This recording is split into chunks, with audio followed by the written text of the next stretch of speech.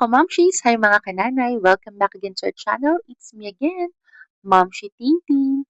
Kung first video nyo pa lang po ito na napanood sa amin, please don't forget to like and subscribe and click the notification bell para lagi ho kayong updated sa bago naming uploads. Alright mga kamamshis, as all you can see sa title natin below, wala mga kamamshis, na-miss ko naman yung intro natin na ganun, no? So, eto na nga, by God's grace, fourth week ko na po mga kamamshi sa ating peptides.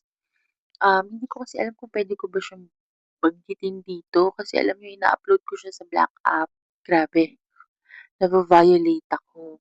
So, anyway, kung makikita po ninyo yung changes or yung journey ko, nitong mga nakaraan from second week to third week, parang nakita ko walang masyadong changes. Alala ninyo, yung pag-inject ko ng second jab ko, kulang talaga ng dosage.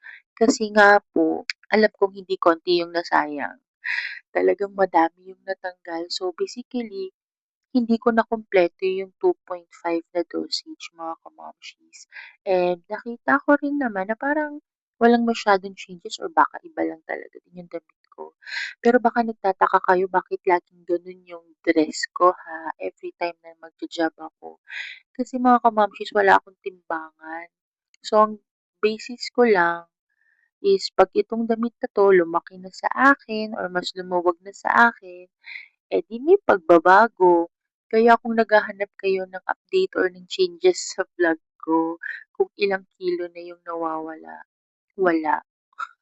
Pero, mga kamamshis, kung makikita po ninyo yung sa shorts ko, meron din po ako dyang journey na inumpisahan for my PCOS naman. Mga kamamshis, pang fourth week ko na, last job ko na next week. And tignan natin kung may changes. Para sa akin mga kamamshis, gusto ko pa rin naman siyang ituloy kasi introduction pa lang naman to ngayon talaga. Yung week 1 to week 4 mga kamamshis sa body natin doon sa gamot. So, ito na talaga ang tunay na laban after fifth shot. Um,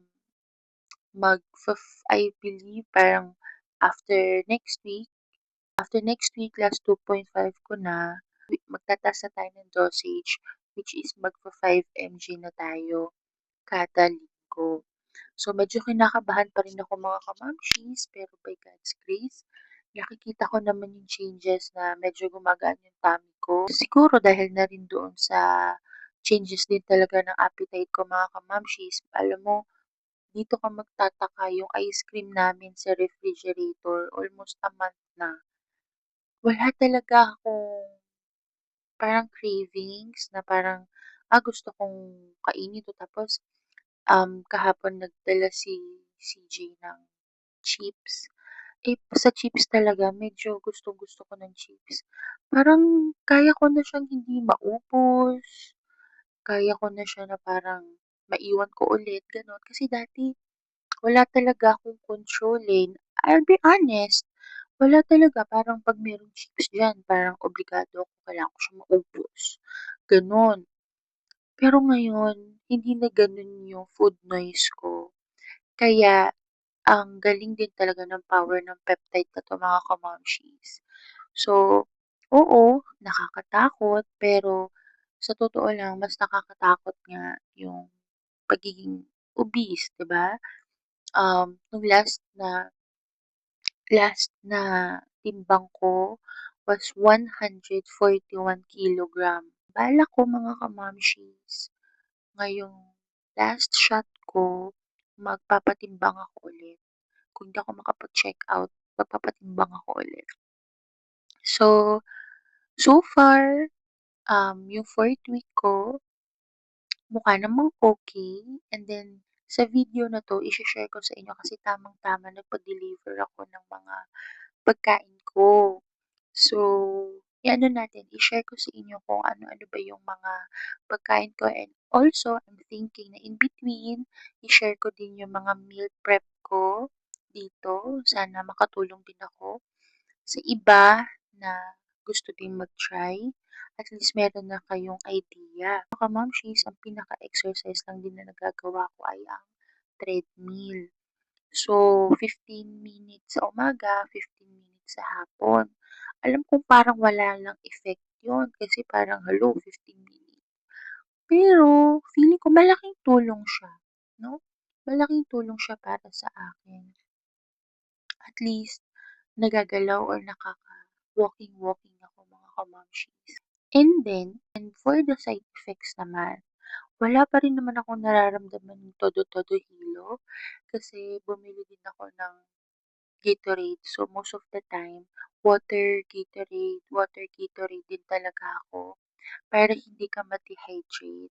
So, malaking tulong talaga mga kamamshis kung nagti-tears ka ay ang hydration.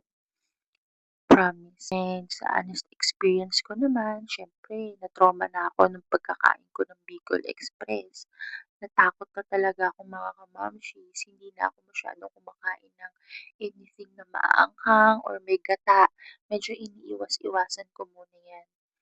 And then sa pag-take ko naman ng coffee, okay naman. Wala naman akong nararamdaman na todo-todo LBM pag nagko-coffee ako. Again, I am excited. Sobrang excited ako for my last job.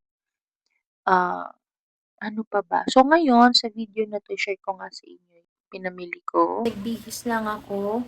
And this time, hindi ko na siya nilagay sa tummy ko. Hindi ako nag-job sa tummy ko. Nag-job ako first time sa legs ko. So, mga kamamshis, ngayon, nag-order kami ng eggs. Ito, eggs. Hindi pa ako eggs. For protein, tofu. This one. Tofu. Milk. Lettuce. Yan. Siyempre, banana. Meron tayo ditong carrots. Meron tayo ditong pipino and carrots. And also, meron din tayong cabbage. Ginagawa ko tong kanin ko. Meron tayong tomatoes. And also, meron tayong coffee. Meron tayong rolled oatmeal for protein. And maraming salamat kung umabot ka hanggang dito. So, yun lang mga kamamshis. Bye!